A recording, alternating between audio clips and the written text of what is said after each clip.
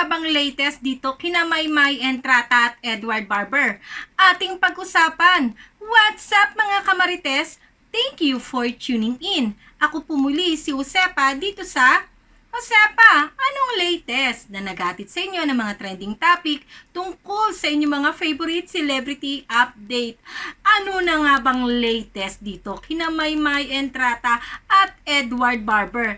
Eto nga, Maymay Entrata nagpaulan sa kanyang Instagram at Twitter na mga larawan niya sa Slay Magazine. Eto, post nga ni Maymay Entrata sa kanyang Instagram na may caption pang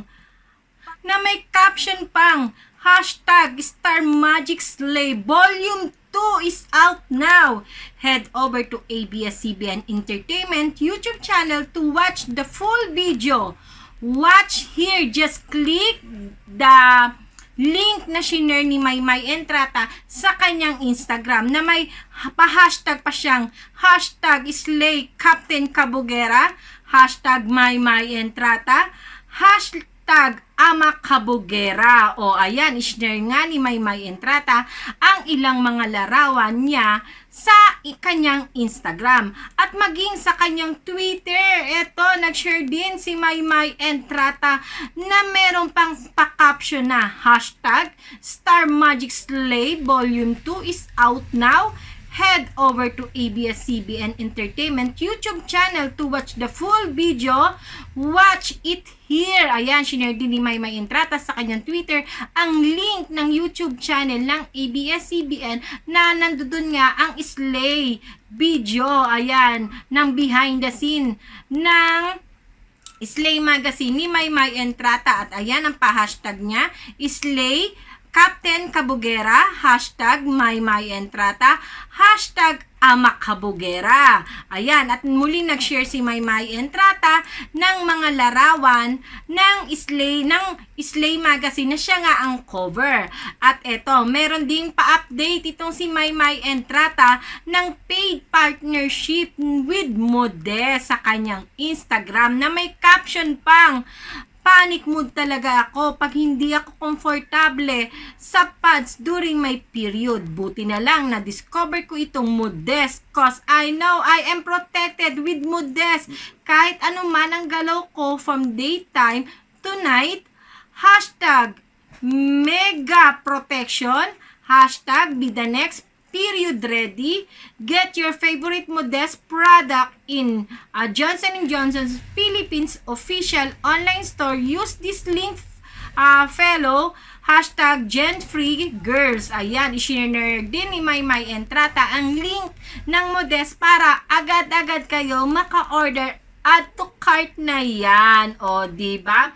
At kung may pa-update itong si Maymay Entrata sa kanyang mga social media, gaya ng Instagram, Twitter, at Facebook, ay meron din tayong update. Opo, eto sa wakas, nagparamdam si Edward Barber. O, yung mga nakakasama ni Edward Barber ng banding niya, ng banding nila ng kanyang mga ka-favorite church at ka-favorite youth. Eto, panoorin natin ang nasabing video. We back? Hey!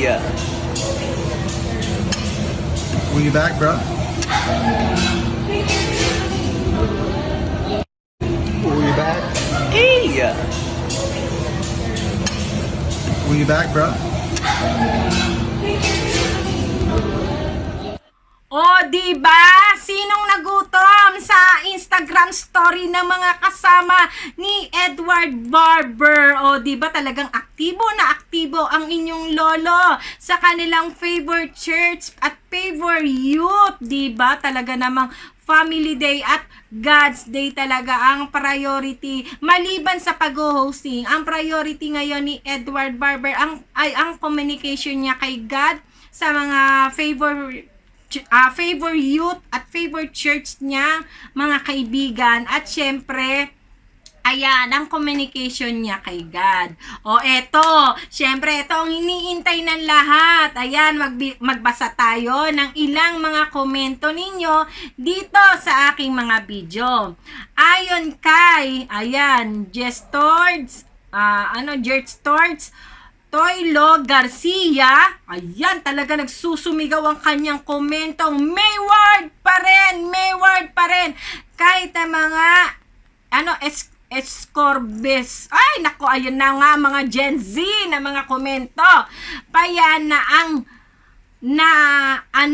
para sa akon. Ayan, Mayward pa rin, Mayward, habang buhay puhon. O, basta ang naintindihan ko sa komento ni Gertrude ay mahal niya ang Mayward, period. Ayan, salamat sa komento mo na medyo hindi ko naintindihan ang ibang lingwahe na iyong ginamit dito sa komento mo. Pero damang-dama ko ang pagmamahal mo sa Mayward. Maraming salamat. Ayon naman kay Texas Longhorn 37, congratulations, Maymay! Oh, diba? At talaga nagsusumigaw ang kanyang pagiging proud sa bagong Slay magazine ni Maymay Entrata. Salamat, Longhorn 37.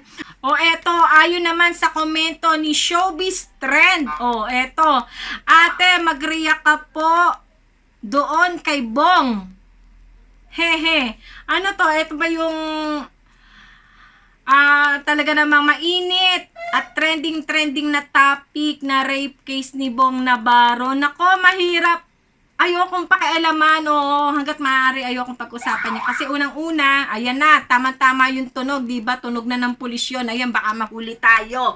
Ayan, eto nga. Kasi medyo sensitive yung topic dahil syempre, rape ang kaso ni Bong Navarro. Syempre, stand ako sa girl. Diba? Kasi una, hindi natin alam ang buong pangyayari. Sila lang ang nakakaalam ng buong pangyayari. Nasa husgado na yan, iniimbestagahan at may mga hearing na. Inaantay na lang natin ang hatol. O, diba? Ang hatol, syempre, lodi natin si Bong Navarro. Kaya lang, kung meron man, ayan nga, nasa husgado na, nililitis na. Kung meron mang nagawa si Bong Navarro na kasalanan, kailangan niyang panagutan. Tungkol naman doon kay Denise, yung Denise na nag-aakusa kay Bong na rape, syempre hindi lang naman si Denise ang unang lumabas na nagreklamo kay Bong Navarro tungkol sa pangre-rape. O, di ba? O, eto, naungkat uli, nabuhay ulit yung kaso kay Bong ng rape case. Syempre, nasa husgado na yan. Anaantay na lang natin ang hatol, kung ano man maging hatol, respetuhin na lang natin. Dahil maraming investigation talaga ang magaganap dyan. Pero di ba syempre, kahit lodi natin si Bong Navarro, hindi pa rin siya absuelto sa batas. Dahil syempre, ang kasong ibinigay sa kanya is rape. Alam ko kasi pag rape case is no bail. Kailangan mo talaga makulong habang naghihiring o habang gumugulong ang kaso ninyo. Kasi rape case yan mahirap, syempre, lahat ng babae, kapag rape victim ka, mahirap ka mag-out. Mahirap kang lumabas kasi huhusgahan ka lang lahat ng tao dahil iisipin, buti nga sa'yo na rape ka. Pero sinong babae, di ba syempre, ang gusto na ma-rape ka?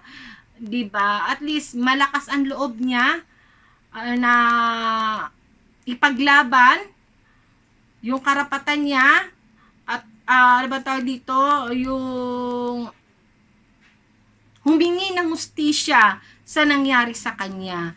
'Di ba? Huwag tayong maging dahil lodi natin si Bong, papanig na agad tayo sa kanya. Dahil unang-una, hindi naman natin alam ang buong pangyayari. Silang dalawa lang ang magkasama sa isang kwarto, kaya sila lang dalawa ang nakakaalam ng katotohanan, na kaya tayo mahusgado upang sila ang mag-decide kung sino sa dalawa ang nag-aakusa o ang inaakusahan ang tunay na nagsasabi ng totoo. O, diba? Ayun lang, respetuhin lang muna natin ang husgado. Total, nandiyan na yan. Diba? Nililitis na. Antayin na lang natin kung ano magiging resulta ng pag-iimbestiga sa kaso ng rape case ni Bong Navarro. Okay. Medyo sensitive kasi yung topic na yan. Siyempre, isa rin akong babae. Diba? Mahirap din. Siyempre, nandun din ako sa stand na papanig din ako sa babae dahil isa rin akong babae na mahirap din, 'di ba? Mahanga ka sa mga taong rape victim na mag-out sila, 'di ba? Na humanap sila ng hustisya sa nangyari sa kanila, 'di ba? Ipag-pray na lang natin na sana nga, 'di ba? Na accusation lang ang lahat at hindi totoo, 'di ba? Pero kung sakali man na, 'di ba? Kung sakali man na guilty, respetuhin natin ang husgado, 'di ba? Kasi naglilitis naman yan eh. Di naman yan basta-basta magdidesisyon. Diba? Yun lang. Ayan, masyadong seryoso ang ating mga topic. Talaga namang ang tanong kasi nito ni Showbiz Trend. Ayan. Pero salamat at hiningi mo ang opinion ko. At syempre, magbibigay ako ng opinion na hindi bias. Syempre, doon tayo magbe-base sa batas. Yan, yun lang. Siyempre, hindi komot lodi natin si Bong ay papanig na agad tayo sa kanya. Tandaan natin na isa rin tayong babae. Kailangan din nating suportahan ang ating kapwa babae na ayan nga, lumabas siya na isa siyang rape victim. Siyempre, humihingi lang siya ng katarungan. Diba? At kung ano man na maging desisyon ng hukuman, respetuhin natin. Eto nga, syempre, ayan, tapos na tayo magbasa ng inyong mga komento. Ano ba ang mga latest ganap? Ayan, mga latest ganap naman ni Maymay Entrata at Edward Barber na ating aabangan. Ayan, nandiyan pa rin yung mix ni Edward Barber para sa Awit Award 2022 Nominees Fest. Ayan, mapapanood natin yan sa mix. Ito nga, nito nga September 30, 8 p.m. At ang part 2 ay sa October 2, ayan, 7 p.m. At mapapanood din natin siya sa TFC sa mga walang time manood dahil may work, may trabaho, may school, ayan. Pwede natin siyang panoorin uli sa TFC. At syempre, kung merong mix o awit award itong si Edward Barber, ay huwag po nating kalimutan, ayan, ang nomination ni Maymay Entratan ng Ama Kabugera niya sa Awit Award 2022. Nominees po. Marami dahil 4 po. Nominee po si Maymay Entrata at ang Ama Kabugera sa mga kategoring Favorite Song, Best Dance Recording, Best Music Video, favorite female artist, kasali po dyan si Maymay Entrata. At 2 lang po ang kailangan nating ipaglaban si Maymay Entrata dahil 2 kategory lang po ni Maymay Entrata ang kasali sa voting. Ayan, sa voting po, ang kasali po dyan ay ang favorite song at ang favorite female artist. Ayan nga po, ito po ang paraan ng inyong pagboto. Sa favorite female artist, ayan, kasali po dyan si Maymay Entrata. Ang pag-vote po, just text vote space KH13 at isend po natin sa 8933. At yung isa naman po, ayan, boys favorite song, ang Ama Kabugera po ay nominado rin po sa People's Boys favorite song. Ang pagboto po, eto po, just text vote space KH12 at isend lang po natin sa 8933. At ang voting po ay hanggang November 11, 2022 po. Bumoto po kayo araw-araw. Unlimited po ang pagboto hanggat may load kayo. Ayan, at ang pagvote naman po ay 2 pesos and 50 centavos kada boto. Medyo kailangan po nating galingan sa pagboto, hindi po biro. Ang makakalaban po ni Maymay Entrata sa female artist ay si Bel Mariano po, ang isa sa makakatapat nga sa category po ng favorite female artist. At dito naman po sa favorite song ay isa po sa makakatapat ng Ama Kabugera ay ang song naman po ng SB19 na alam po naman natin kung gaano rin naman sumuporta ang mga 18 sa kanilang mga lodi.